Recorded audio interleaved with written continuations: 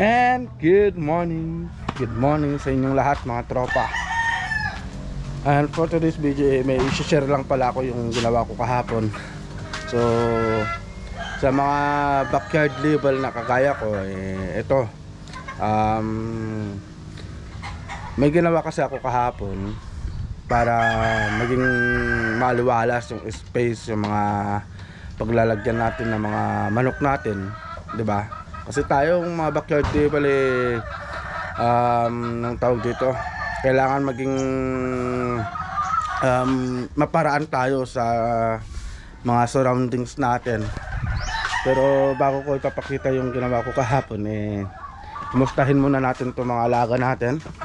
Right, yung mga Albany sweater natin,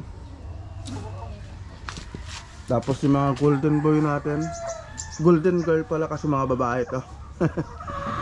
Right, so yung mga nandito naman sa kulungan na kawayan, ayan sila. Alright, andyan sila mga tropa. So yung mga broodcock pala natin mga tropa, tinanggal natin. Gawa nga nung bukas kasi babaksin tayo ng B-complex. So kahapon ng hapon pala tinanggal ko na sila. So 3 days na pahinga muna sila para ma-refresh naman sila. So nilagay ko na pala sila doon sa may cording. So may ginawa kasi ako kahapon. So yun nga mga tropa, no? Pero hindi pa tayo nagbibigay ng patuka kasi kabibigay lang natin ng vitamins nila. Ito yung binigay natin kanina. So multivitamins, ayan, sa mga brood hen. Tapos yun nga, yung vitamin B12 sa mga broodcock natin. Alright mga tropa, so ito yung ginawa ko kahapon. Nakakatuwa naman, sarap sa mata. Sa lahat ng mga backyard level dyan na kagaya ko, nakaka-relate sa ganito. Yung magkakaroon ka na ng parang kunting space para sa mga manukan mo.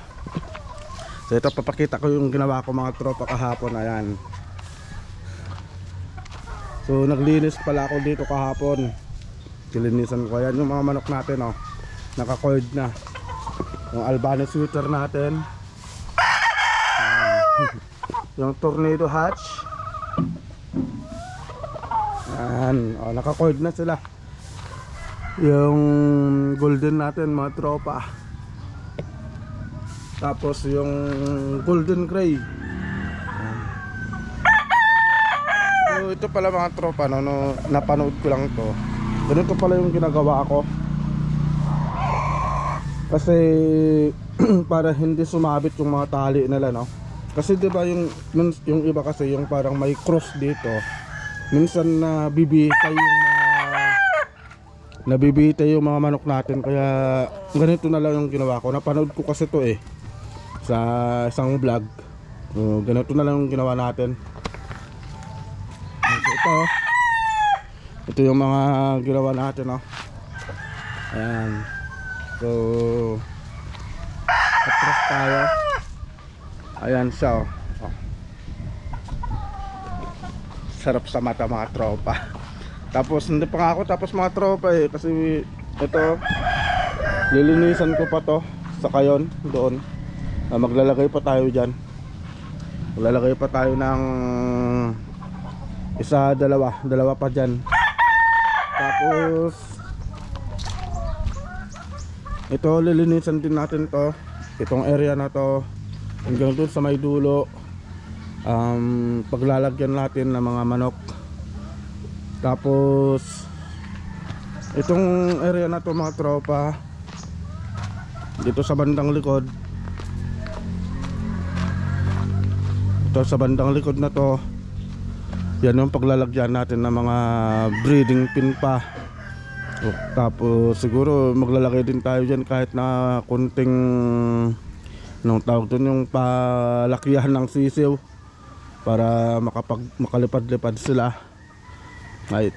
So yun yung mga plano ko dito. Kaya linis talaga, matinding linis ang gagawin natin dito. Andito na yung mga kahoy kahapon na nakatambak dun sa may silong ng mangga. Ayan o. Tapos naglagay na rin ako ng isa pang kawayan dito. Ayan. Para may markings na tayo. May markings na tayo. Tapos dito sa harapan dito, lilinisan natin lahat to. Paglalagyan natin ng mga ayan, scratch pin. Kahit na sa 2, 3, 4 na scratch pin ang pwede nating mailagay dito para magkaroon tayo ng space. So sa mga backyard level na kagaya ko, para paraan lang talaga, di ba? Kailangan madiskarte ka para parang lumuwag yung space ng mga manok mo, right? So kailangan lang talaga ng sipag at tiyaga. Yun. Oh, ito nakikita nyo mga tropa, unti-unti na nating na bubuo yung ating mga backyard level na manukan.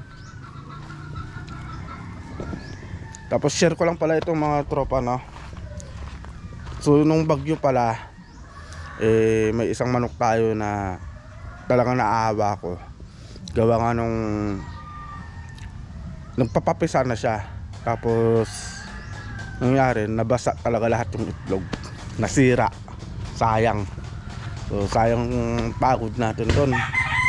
Ngayon ito mga tropa, itong hatch natin, i-reset natin yan kasi ito yung naglilimlim. Sayang naman eh.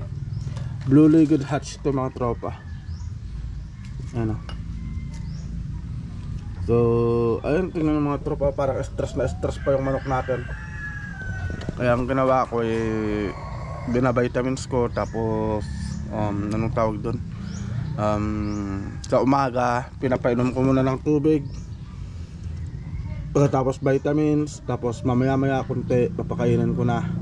Pero yung batukan niya kunti-kunti lang kasi nakamamaya hindi niya na rin maubos. Alright. So yun lang, ganun talaga minsan bumabagsak, minsan maangat. So kagaya nyan, umaasa ako na makakapagpasisiw na tayo, pero ang nangyari yun nga, nawala dahil sa bagyong uwan. Pero okay lang yun kasi kalamidad yun, kaya babangon ulit tayo. Alright, so balik tayo sa backyard level natin mga tropa, sa pinag-uusapan natin. So ito, pinaputol ko na rin pala yung mga kahoy na yan, no? Para magamit na panggatong. So itong mga kahoy na to matatanggal din yan kasi lalagyan din natin yan ng scratch pin. Tapos dito maglalagay pa tayo ng manok dito. So tatanggalin natin tong basura na to, basurahan na to. Lalagyan natin ng manok, right? Tapos tatamnan din natin yan ng damo.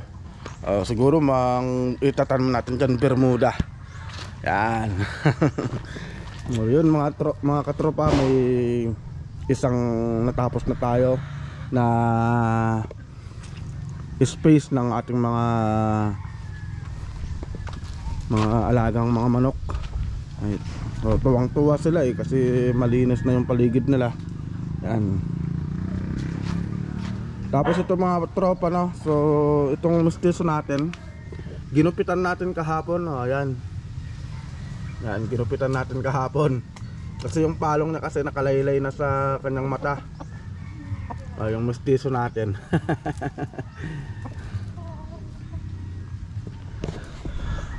Alright mga tropa, no? So yun lang yung vlog natin. So unti-unti magagawa din natin yung pangarap natin na space o view ng ating mga manok. So unti-unti yan. So sa lahat ng mga backyard level na kagaya ko, hindi yan nakukuha sa agad-agaran na pagbuo ng isang manukan. unti-untiin natin yan. O, sa mga sa mga kagaya ko na ganito lang yung manukan, huwag kayong susuko sa mga pangarap nyo. Tuloy nyo lang. Lalo na pag mahal nyo yung ginagawa nyo, sigurado magkakaroon kayo ng inspiration. So, para ituloy yung pangarap nyo na yan. Minsan may nasasayang sa atin, pero ganun talaga, kailangan natin bumangon. Kahit naman sabi natin na yung mga malakihang farm, ganyan din, may nasasayang din sa kanila, pero bumabangon sila. Alright, so yun lang yung vlog natin mga tropa. And good morning.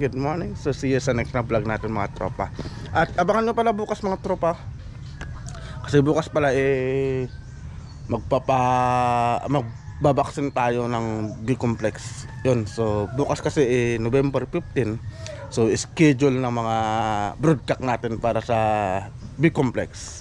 Alright, so yun lang yung vlog natin mga tropa. And God bless. See you sa next na vlog natin.